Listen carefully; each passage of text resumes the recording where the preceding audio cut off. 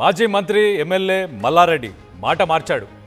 ఇంతకుముందు రాజకీయాల్లో నేను ఉండనని చెప్పేసి ఆయన రాజకీయ భవిష్యత్తు గురించి 24 గంటల్లోనే 2 విభిన్న స్టేట్మెంట్స్ చేశాడు. దానికి సంబంధించి నాకు 73 ఏళ్ళు వచ్చాయి, ఇక రాజకీయమే వద్దనుకుంటున్నట్లు ఆయన శనివారం కామెంట్ చేశాడు. మరి 24 గంటలు తిరగక ముందే అలా కాదు, నేను అలా అనలేదని చెప్పి ఇప్పుడు కొత్త స్టేట్మెంట్ కూడా ఒకటి ఇచ్చినట్టు మనకు తెలుస్తుంది. జపాన్లో ఏ విధంగా అయితే రిటైర్మెంట్ లేదో నాకు కూడా రాజకీయాలకు రిటైర్మెంట్ లేదు అంటూ ఆయన వ్యాఖ్యానించారు.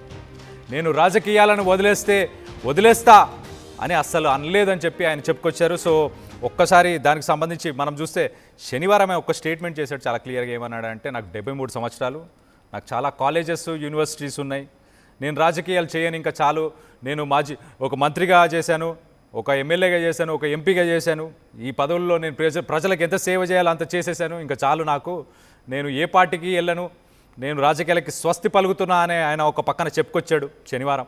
మళ్ళీ కట్ చేస్తే ఇవాళ ఆయన స్టేట్మెంట్ మారింది. అదేంటి, లేదు నేను ఇలాంటి మాట ఎప్పుడు అనలేదని చెప్పి ఆయన చెప్పుకొచ్చాడు.